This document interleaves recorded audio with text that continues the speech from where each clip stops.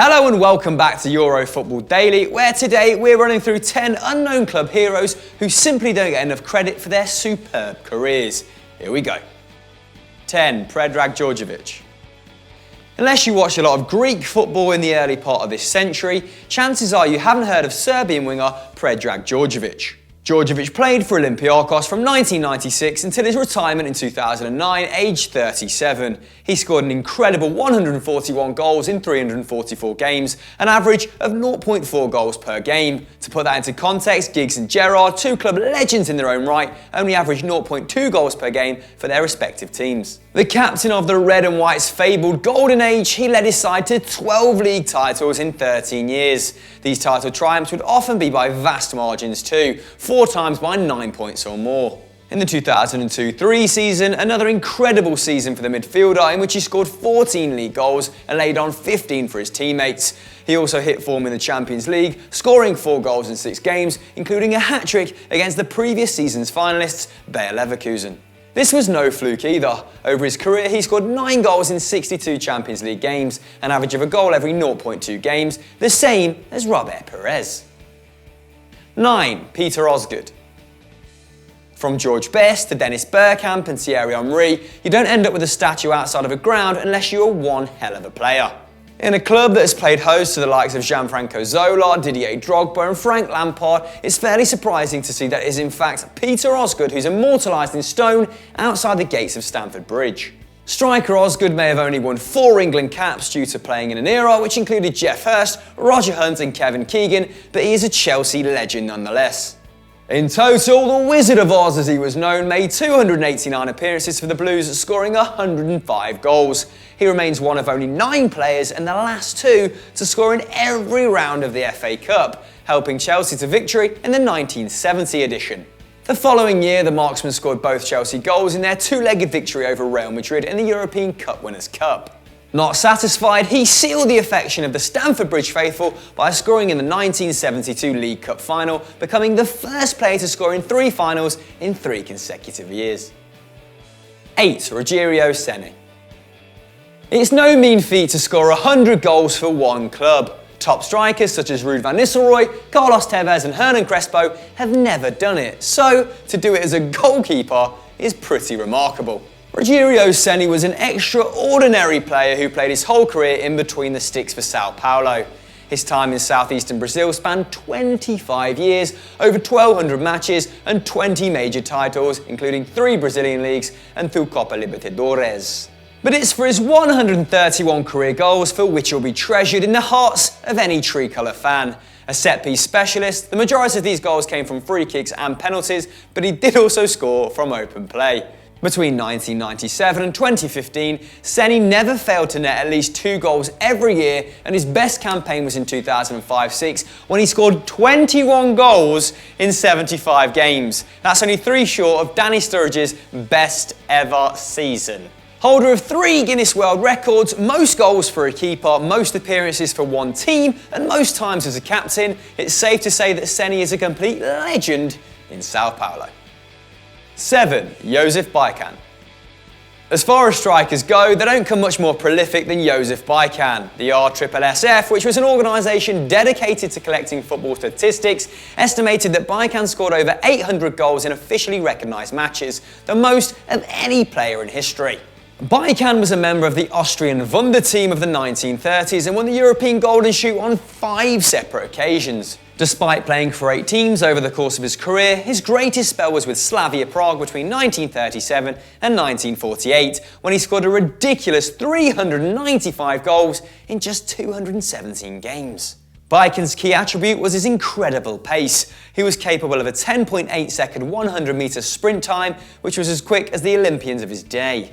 After World War II, Juventus were linked with Bican, but he turned down a move fearing a communist takeover in the country. The loyalty was reciprocated by Slavia Prague fans, who elected Bican as their greatest player of the 20th century. 6. Alessandro Costacurta. The AC Milan side of the late 1980s and early 1990s, which won 3 Champions League in 6 years, were widely held to be one of the greatest club sides ever. Versatile defender Costacurta was a key component of this great Milan side. Over 20 years under the tutelage of Arrigo Sacchi and Fabio Capello, he won 7 Serie A titles and 5 Champions Leagues, along with a host of other trophies. The feats of this team were legendary: 3 consecutive Champions League finals between 92 and 95, and 58 domestic games unbeaten in their invincible 91-2 campaign. A local boy who grew up in Arago, just 25 miles from the San Siro, was a model of consistency for Milan. Between becoming a regular in 1988, aged just 22, until 2000, aged 34, Costacurta never failed to make 25 league appearances each year. The third highest appearance maker in Rossoneri history, he capped a fine career in May 2007 when he scored against Udinese to become the oldest goalscorer ever in Serie A. 5. Andrés Escobar. Whilst many of the legends on this list might be included for being underappreciated or unknown, the story of Andrés Escobar is much more sad. Escobar played for Colombian side Atlético Nacional in Medellin in the late 1980s and early 1990s, and made 222 appearances across 2 spells for the club. Medellin native Escobar went on to make over 50 appearances for Colombia, making him a hero in the impoverished, drug-riddled city. However, things went sour for the defender in the 1994 World Cup, when he conceded an own goal, which led to his team losing 2-1 to the US. In the aftermath of the tournament, with Colombia having been knocked out having finished bottom of their group, Escobar was warned to keep a low profile. Sadly, he didn't heed the warning, and in the early hours of the 2nd of July 1994, Escobar was shot 6 times by 3 men and a woman in a parking lot. Escobar's funeral was attended by over 120,000 people. Teammates retired, and the city of Medellin mourned a fallen hero. 4. Robin Friday. Robin Friday's career may have only lasted for 4 seasons in the mid-70s with Reading and Cardiff City, but the fact he's still considered a Royals club legend tells you everything about this unbelievably talented but mentally unstable individual. Friday made 121 appearances for Reading in a remarkable 3-year spell between 1974 and 1977. During this period, he scored 46 goals. That's an average of 0.4 goals per game. To give you some context, the same as Alessandro Del Piero's time at Juventus. Despite being voted Reading's all-time greatest player, off the pitch he was being consumed by drug, alcohol and sex addictions. Things got so bad he was eventually sold to Cardiff in 1976. But things didn't improve in the Welsh capital. He was arrested on arrival after travelling without a ticket and had to be bailed out by manager Jimmy Andrews. He then missed multiple matches whilst on drinking benders and ended up kicking Loro in the face during a game. After his commentary at the World Cup, maybe deserves it in retrospect. His addictions forced him to retire aged just 25, and sadly he died in Acton in 1990 at just 38 of a heart attack. A tragic, tragic waste of talent. 3. Daniel Jarque. Dani Jarque joined Espanyol's youth academy in 1995 as a 12-year-old and spent his entire career with the club. The central defender was a mainstay of the side that won the 2006 Copa del Rey, reached the 2007 UEFA Cup final, and he was eventually named captain in 2009. During the club's pre-season tour to Italy that same summer, Jarque fell ill and passed out at the team's training base. Despite the medical team's best efforts to revive him, 26-year-old Jarque sadly passed away just days before they were due to play Bologna. The whole of Spain was devastated, particularly as Jarque's girlfriend was pregnant at the time.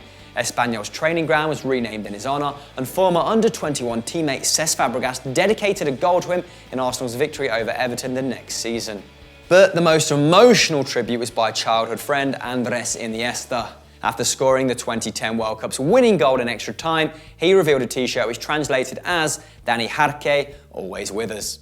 A fitting tribute to a man loved by many and admired by all. 2. Danny Blanchflower. Spurs celebrated wildly when they finished above Arsenal for the first time in 21 years in May 2017. But the facts remain, they haven't won a trophy since 2008 and no league titles in 57 years. The Northern Irishman Blanchflower was bought by Spurs from Barnsley in 1954 and went on to make 382 appearances in his 10-year spell in North London. The highlight was undoubtedly the 60-61 campaign, in which Spurs won their first 11 games, which is still an English record, and they eventually won the league by 8 points. They then beat Leicester City in the FA Cup final to become the first side to win the double in the 20th century, and one of only 11 to do so. He may have captained Northern Ireland to the quarter-finals of the 1958 World Cup, but it's with Spurs where Blanchflower continues to be idolised by all that saw him play. 1. Duncan Edwards. Every person's death on this list is obviously incredibly sad, but none got cut down in their prime quite like Duncan Edwards. Edwards was a left half, a left wing back in today's language, for Manchester United and England in the early 1950s. Signed as a teenager, Edwards became the league's youngest ever player and England's youngest since World War II.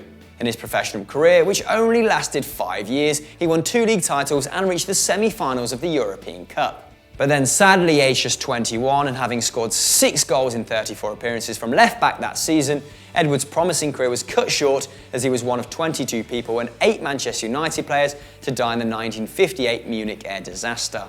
Contemporaries of Edwards have been unstinting in their praise. Bobby Charlton calls him the one player that made me feel inferior, and Terry Venables believes that, had it not been for the disaster, Edwards would have led England to 1966 World Cup glory, and not Bobby Moore. So guys, they were 10 club heroes that you might not have heard of, but can you think of 10 more so we can do a part 2? Let us know in the comments below, and if you enjoyed this, go and watch Stat Wars The League, and as always, don't forget to like and subscribe.